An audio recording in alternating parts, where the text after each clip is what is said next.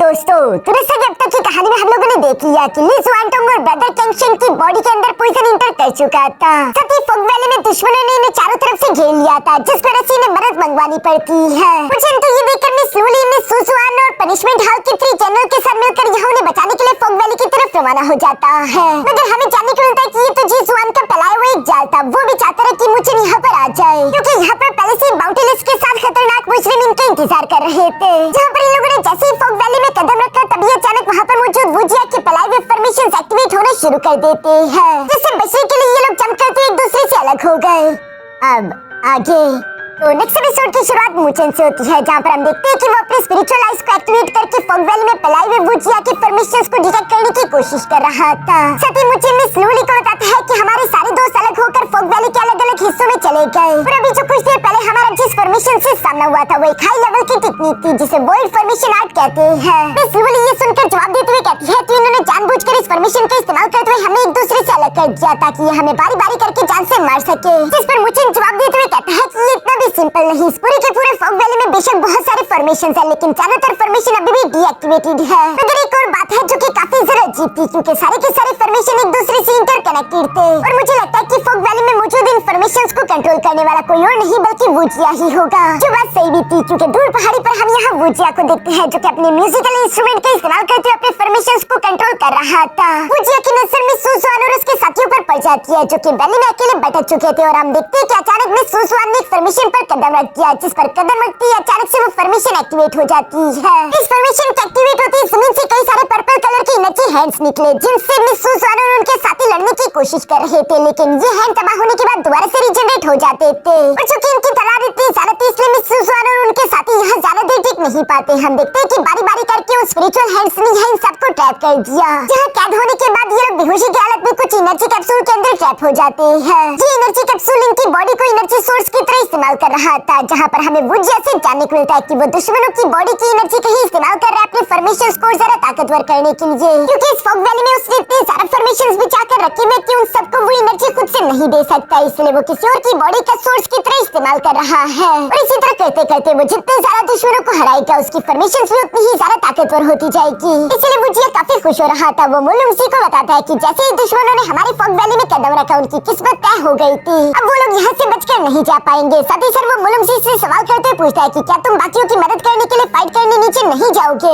जिस पर मुलुंगसी हंसते हुए कहता है कि इन लोगों की हालत देखकर मुझे लगता नहीं कि मुझे फाइट में इन्वॉल्व होने की जरूरत है। इसके बाद सीन शिफ्ट होकर दूसरी तरफ मुचेन और मिस लूली पर आ गया, जहाँ पर मुचेन चलते चलते मिस लूली से कह रहा था कि मुझे काफी अजीब महसूस हो रहा है, ऐसा लग रहा है जैसे कि कुछ न कुछ गड़बड़ है। मुझे लगता है कि ये सब कुछ इतना सिंपल नहीं हो सकता, जरूर इस रेस्क्यू मिशन के पीछे किसी न किसी का हाथ है, जो कि चाहता था कि हम यहाँ पर आए, क्योंकि जैसा कि मैं देख पा रहा हूँ कि वुजिया ने अपने फॉर्मेशंस को पूरे के पूरे फॉग वैली में फैला दिया है। तो इस तरह के फॉर्मेशन मास्टर के लिए ब्रदर केंगशेन और ली जुआनटोंग की एग्जैक्ट लोकेशन भी ढूंढना जरा से भी डिफिकल्ट नहीं। वो चाहता तो वो उन्हें तलाश कर सकता था। इस लूली मुचेन की बात सुनकर जवाब देते हुए कहती है तो इसका मतलब कि वो चाह रहा है, जबकि असली शिकार तो हम लोग हैं। जिस पर मुचेन जवाब देते हुए कहता है कि हाँ तुमने सही कहा, और मुझे लगता है कि इन सब चीजों के पीछे ड्रैगन डीमन पैलेस है। वो हमारे नॉर्थर्न हेवन स्पिरिचुअल एकेडमी को कमजोर करना चाहते हैं, लेकिन इस तरीके से फाइट करना ये उनका तरीका नहीं है। शायद डीमन ड्रैगन पैलेस का साथ कोई और भी दे रहा होगा। यहाँ मुझे अभी ये सब कह ही रहा था कि तभी अचानक हम देखते हैं कि चियो ने अपने क्रिस्टल्स का इस्तेमाल करते हुए इन पर हमला कर दिया, जिन्हें डॉज करते हुए ये दोनों पीछे की तरफ जंप कर देते हैं। चियो के साथ उसकी लवर माओजियांग भी आई हुई थी, जहाँ ये दोनों मिस लूली और मुचेन को देखते हुए कहते हैं कि देखो ये तो हमारा एक और लवबर्ड कपल के साथ आमने सामना हो गया। यहाँ चियो सवाल करते हुए पूछता है कि तुम तो हेवनली ट्रांसफॉर्मेशन स्टेज पर हो,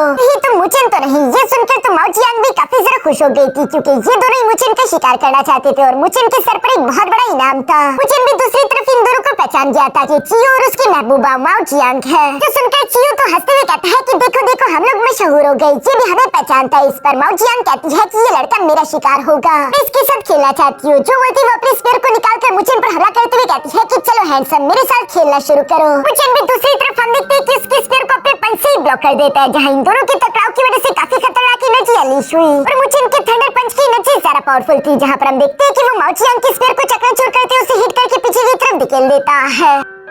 मिस लूली ये देखकर भी मुचेन की तरफ बढ़ने वाली थी, लेकिन चियो उस पर हमला करते उसका रास्ता रोककर कहता है कि लड़की आखिर तुम इतनी जल्दी में कहाँ पर हो, मैं आखिर अकेले यहाँ पर रुककर क्या करूँगा, तब तक तुम मेरे साथ खेल लो। ये कहते हुए फौरन से मिस लूली पर हमला करने लगा। दूसरी तरफ हम देखते हैं कि माओजियांग भी यहाँ अपने होंठों पर जुबान फेरते हुए कहती है कि जब कोई गुस्से वाला होता है तो मुझे काफी मजा आता है। ये बोलते एक दूसरा स्पीयर निकाल कर तेजी से मुचेन की तरफ बढ़ने लगी, जिसे काउंटर करने के लिए हम देखते हैं कि मुचेन ने भी अपना गोल्डन स्पीयर बाहर निकाल लिया था और इन दोनों के दरमियान जबरदस्त फाइट होना शुरू हो जाती है। जिस फाइट में हम देखते हैं कि बीच में मिस लूली भी मुचेन की मदद करने की कोशिश कर रही थी, हालांकि चियो उसके पीछे हाथ धोकर पड़ा हुआ था। जहाँ चियो बदतमीजी करते हुए कहता है कि खूबसूरत लड़की आखिर बात कहाँ रही हो, रुक जाओ, मुझे तुम्हारे कपड़े उतारने दो। इस पर मिस लूली अपनी लूवो डिवाइन सोर्ड की पावर को एक्टिवेट करते हुए कहती है कि कचरे की मुझसे सिर्फ गंदी बातें ही निकल सकती है, जितनी तुम्हारी शक्ल खराब है उससे ज्यादा तुम्हारे अल्फाज खराब है। और ये कहते हुए पावरफुल स्लैशर एक्स लगाते हुए यहाँ चियो के सारे अटैक्स को ब्लॉक करके साथ ही साथ उस पर भी हमला कर चुकी। जिस स्लैशर एक्स से चियो बाल बाल बचता है, ये अटैक बहुत ही ज्यादा पावरफुल था। चियो के चेहरे पर एक छोटा सा कट भी इसकी वजह से लग चुका, जिसके खून को चियो साफ करते हुए कहता है कि मेरी जंगली बिल्ली, तुम तो काफी ज्यादा गुस्सैल निकली, लेकिन ये तो मुझे पसंद आया। अब मैं तुम्हें टेम करता हूँ। जो बोलती है चियो अपने सारे के सारे क्रिस्टल से एक साथ ही मिस लूली पर हमले करवाने शुरू कर देता है, जिन्हें मिस लूली अपनी तलवार का इस्तेमाल करते हुए ब्लॉक कर रही थी। साथ ही साथ उन्हें डॉज करते हुए उनसे बचने की कोशिश करती है। जो सब देखकर मुचेन उसे आवाज देते हुए कहता है कि लूली उसके हाथों पर हमला करो, क्योंकि अगर चियो के हाथ जख्मी हो गए तो वो इन क्रिस्टल्स को कंट्रोल नहीं कर पाएगा। जो सुनकर मिस लूली कहती है कि अच्छा मैं समझ गई। साथ ही साथ वो मुचेन से कहती है कि तुम भी इस माओजियांग को अच्छा सबक सिखा दो, जिस पर माओजियांग गुस्सा होते हुए कहती है कि ये सिर्फ ह्यूमन ट्रांसफॉर्मेशन स्टेज का कल्टीवेटर है, आखिर ये मुझे सबक कैसे सिखाएगा। जिस पर तो मुचेन यहाँ से पेट में किक करते हुए पीछे की तरफ धकेल कर अपने स्पीयर से उस पर हमला करते हुए कहता है कि ह्यूमन ट्रांसफॉर्मेशन स्टेज का कल्टीवेटर तुम्हें मारने के लिए काफी है। दूसरी तरफ माओजियांग भी उसके स्पीयर अटैक को ब्लॉक करते हुए गुस्सा होकर कहती है कि तुम कुछ ज्यादा ही घमंडी हो रहे हो। ये बोलते हुए माओजियांग ने मुचेन के स्पीयर को ब्लॉक करके दूर पटक दिया था, जहाँ पर मिस लूली उस स्पीयर को कैच कर लेती है और वो इसका इस्तेमाल करते हुए चियो पर हमला कर देती है। इस अटैक को तो चियो ने डॉज कर लिया था, लेकिन मिस लूली उसके मुंह पर किक मारने में कामयाब हो गई। साथ ही साथ वो चियो की तरफ अपनी तलवार को तानते हुए कहती है कि ठाकुर ये हाथ मुझे दे दे।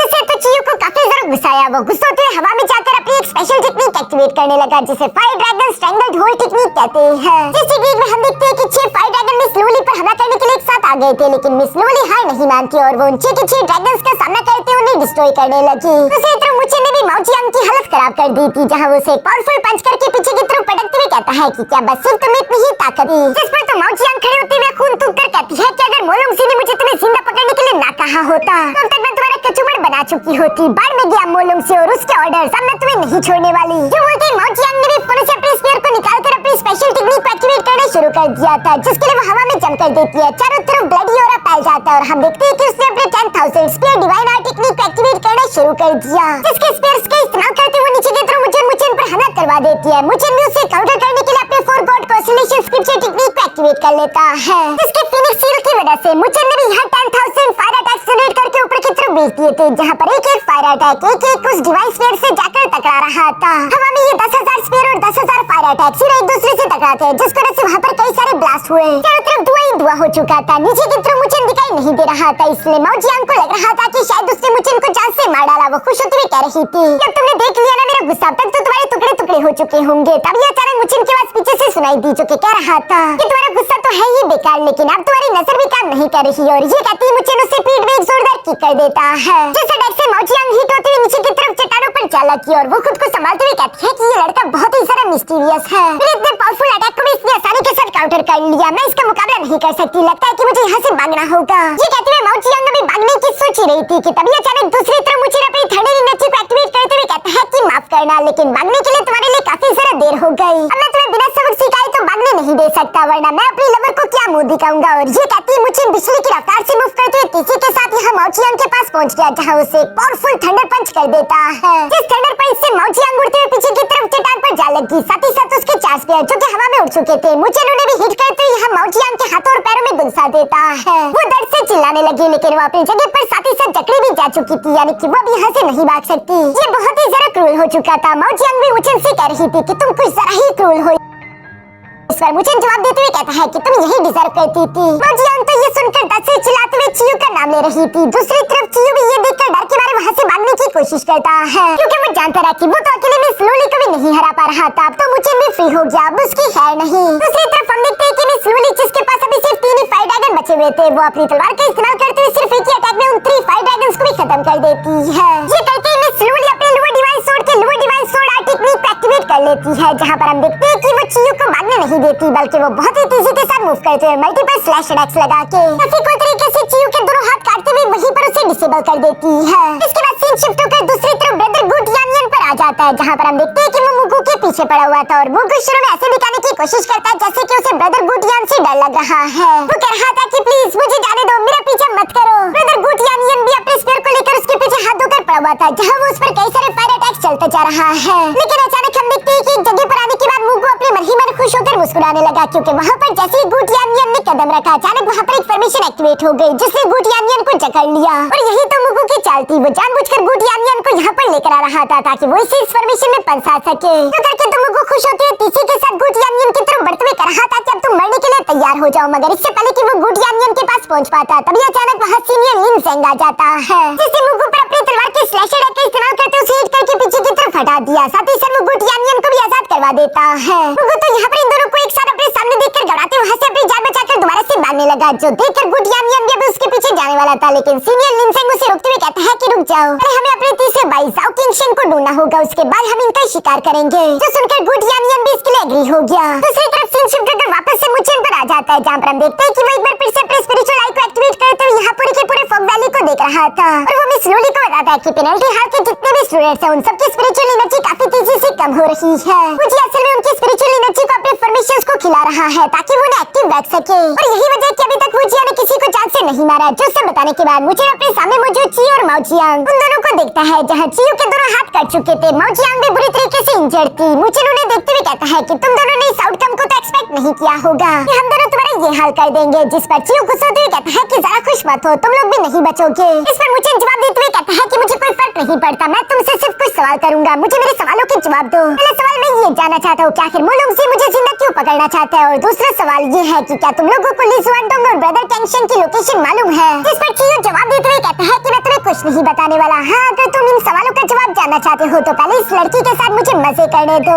चियो ने अभी तक यहाँ पर अपनी बात को भी कंप्लीट नहीं किया था कि मुझे अपने स्पेयर को उसकी खोपड़ी में गुंसा देता और यहीं पर उसने चियो का किस्सा खत्म कर दिया। जिस पर माओजियांग चियो का नाम चिल्लाती है और साथ ही साथ वो मुझे उससे गुस्सा होते हुए कह रही थी कि मैं तुम्हें जान से मार डालूंगी। मुझे इनको तो कोई फर्क नहीं पड़ता, बल्कि वो रूथलेस बनकर सवाल करते हुए पूछता है कि मैं तुमसे एक ही बार पूछूंगा कि आखिर वो लोग कहाँ पर है। माओजियांग के पास कोई रास्ता नहीं बचा था। इसके बाद सीन शिफ्ट होकर दूसरी तरफ यहाँ ब्रदर जाओ किंगशेन और साथ ही साथ बुइजियोंग पर आ गया, जो कि अपने एक्स का इस्तेमाल करते हुए ब्रदर जाओ किंगशेन पर हमले कर रहा था। और बुइजियोंग यहाँ पर अकेला नहीं था, बल्कि उसके साथ साथ टेंग लोंग भी था, जो दोनों ही स्ट्रेंथ के मामले में काफी ज्यादा ताकतवर थे। ब्रदर जाओ किंगशेन को अकेले इन दोनों का मुकाबला करना पड़ रहा है। इसी वजह से उसकी कंडीशन भी थोड़ी बहुत खराब हो गई थी। यहाँ पर इससे पहले कि ये दोनों ब्रदर जाओ किंगशेन पर हमला करके उसे इंजर्ड कर पाते, तभी अचानक वहाँ पर सीनियर लिनसेंग की तलवार आ गई, जो कि इन दोनों को पीछे की तरफ फटाते हुए ब्रदर जाओ किंगशेन की जान बचा लेता है। साथ ही साथ हम देखते हैं कि गुटियानियन यहाँ पर जाओ किंगशेन का मजाक उड़ाते हुए कह रहा था कि देखो किसने सोचा होगा कि हमारे महान जाओ किंगशेन इस हालत में मौजूद होंगे। चलो भी जाओ किंगशेन मान लो कि तुम्हारे इन प्यारे दोस्तों के अलावा तुम अकेले कुछ नहीं कर सकते। जिस पर जाओ किंगशेन भी मुस्कुराते हुए कहता है कि हाँ, और मेरे प्यारे दोस्त आ चुके।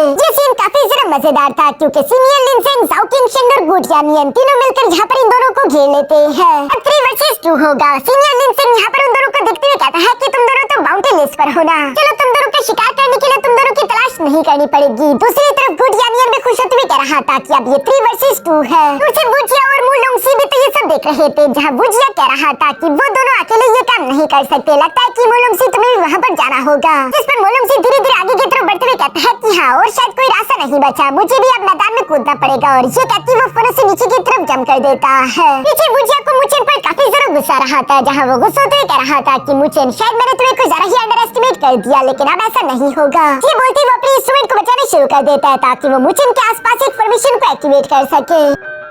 दूसरी तरफ हम देखते हैं कि माओजियांग जो कि यहाँ इन दोनों को ब्रदर कैंगशेन और ली जुआनडोंग की लोकेशन की तरफ लेकर जा रही थी, वो वुजिया के इस फॉर्मेशन को एक्टिवेट होता हुआ देखकर काफी ज्यादा खुश हो जाती है क्योंकि उसे लग रहा था कि उसकी जान बच गई। दूसरी तरफ हम देखते हैं कि इस फॉर्मेशन के एक्टिवेट होते ही वहाँ हवा में कई सारे पर्पल कलर के स्पिरिचुअल हैंड्स आ चुके थे, जो कि मुचेन और मिस लूली दोनों पर एक साथ हमले करने लगे और इन्हें डॉज करते हुए ये दोनों थोड़ा दूर आ जाते हैं। यहाँ मिस लूली मुचेन से कहती है कि तुम्हें पहले जाकर ब्रदर कैंगशेन और ली जुआनडोंग को बचाना होगा, तुम्हारे पास ज्यादा समय नहीं। जो सुनकर मुचेन जवाब देते हुए कहता है लेकिन वुजिया की इस फॉर्मेशन का क्या, जिस पर मिस लूली जवाब देते हुए कहती है कि फिक्र मत करो, मैं इसे हैंडल कर सकती हूँ। दूसरी तरफ हम देखते हैं कि माओजियांग भी यहाँ उन पर्पल स्पिरिचुअल हैंड पर सवार हो चुकी थी, जहाँ वो खुश होते हुए कह रही थी कि चलो वुजिया इन दोनों को मिलकर जान से मार डालते हैं। लेकिन वुजिया के तो कुछ अलग ही प्लान थे, जहाँ पर हम देखते हैं कि वो यहाँ माओजियांग को ही जकड़ने लगा। जिस पर माओजियांग हैरान होते हुए कहती है कि वुजिया आखिर तुम ये क्या कर रहे हो। जिस पर वुजिया जवाब देते हुए कहता है कि तुम जैसे कचरे किसी काम के नहीं सिवाय इसके कि मेरी फॉर्मेशन को अपनी स्पिरिचुअल एनर्जी फीड कर सको। ये बोलते हुए माउचियांग को अपनी फॉर्मेशन में पूरी तरीके से डिवोर्फ करवा लेता है ताकि वो अपने फॉर्मेशन को ज्यादा ताकतवर कर सके। ये देखकर तो मुझे काफी ज्यादा सरप्राइज हो गया था। वो अपने मन में हैरान होते हुए कहता है कि ये फॉर्मेशन बहुत ही ज्यादा ताकतवर है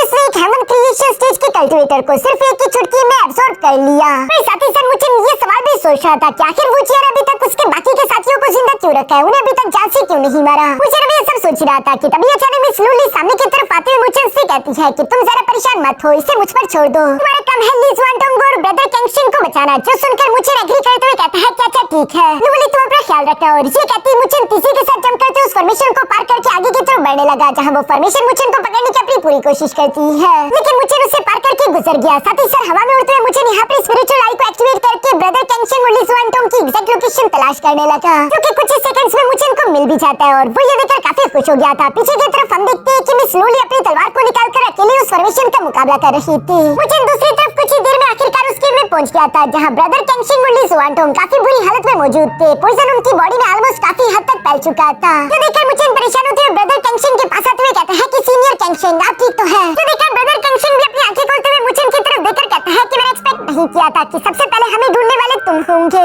ली जुआनटोंग भी मुझे से सवाल करते हुए पूछता है कि सीनियर लिनसेंग और उसके बाकी के साथी कहां पर है। इस पर मुझे जवाब देते हुए कहता है कि वुजिया की फॉर्मेशंस की वजह से वो फॉग वैली में हमसे सेपरेट हो गए, लेकिन फिलहाल ये ज्यादा इंपॉर्टेंट नहीं। सबसे ज्यादा इंपॉर्टेंट इस वक्त तुम दोनों की बॉडी से इस पॉइजन को निकालना है। जो बोलते हुए मुझे यहाँ ब्रदर कैंगशिन की बॉडी के अंदर मौजूद पॉइजन को स्कैन करने लगा। ब्रदर कैंगशिन तो सर हिलाते हुए कहता है माफ करना, लेकिन ये पॉइजन कोई ज्यादा ही पावरफुल है। हमने खुद भी इसे डिटॉक्सिफाई करने की कोशिश की थी, लेकिन हम इसमें नाकामयाब रहे। इसे डिटॉक्सिफाई करने के लिए कम से कम एक सुप्रीम लोड लेवल के कल्टीवेटर की जरूरत पड़ेगी, यानी कि मुझे तुम भी ये नहीं कर सकते। मगर दूसरी तरफ हम देखते हैं कि मुझे अपने मन में सोचने लगा कि मेरी स्पिरिचुअल पावर जिन्यू और उसके जिन्यू फ्लेम के साथ मर्ज हो चुकी है। और जैसा कि हम जानते हैं कि फ्लेम में पॉइजन को रेजिस्ट करने की एबिलिटी होती है, इसलिए मुझे सोच रहा था कि मुझे कोशिश करनी होगी, शायद ऐसा करने से काम बन जाए। ब्रदर कैंगशिन मुझे से कहता है कि अगर यही बात है फिर तो एक ट्राई करना बनता है, तो मुझ पर कोशिश कर सकते हो। ये सुनकर मुझे ब्रदर कैंगशिन के पास आ गया, जहाँ मुझे अपनी स्पिरिचुअल एनर्जी को ब्रदर कैंगशिन की बॉडी के अंदर इंजेक्ट करने लगा। और हम देखते हैं कि मुझे की स्पिरिचुअल एनर्जी के अंदर मौजूद जिन्यू फ्लेम धीरे धीरे करके पॉइजन पर काबू कर रही थी, लेकिन ऐसा करने की वजह से ब्रदर कैंगशिन को काफी ज्यादा तकलीफ हो रही है। मुझे ये सब देखते हुए कहता है कि जिन्यू फ्लेम बेशक इस पॉइजन को रेजिस्ट तो कर रही है,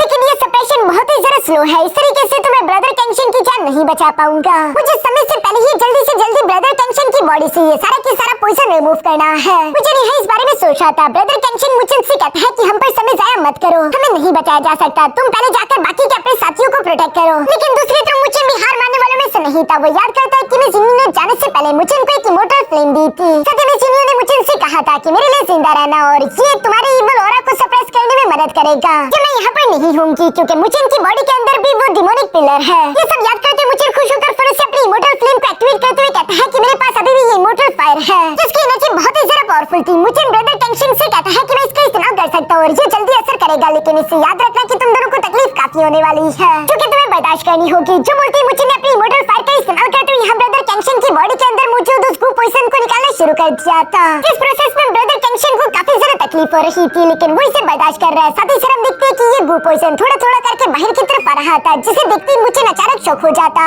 है, क्योंकि मुझे ने इस गू पॉइजन को स्पिरिचुअल लैंड में देखा था जिसे जिसवान इस्तेमाल करता था, और उसने मुझे को धमकी दी थी कि अगर तुम भी इन लोगों की तरह मरना नहीं चाहते तो मुझसे दूर रहो। ये सब देखकर मुझे उनको सब कुछ क्लियर हो गया कि मोलुंगजी और उसके साथियों के पीछे सिर्फ डीमन ड्रैगन पैलेस नहीं है, बल्कि इसके पीछे तो जिसवान का भी हाथ है। जो सब समझते इसी सीन के साथ हमारा ये एपिसोड यहीं पर खत्म हो जाता है।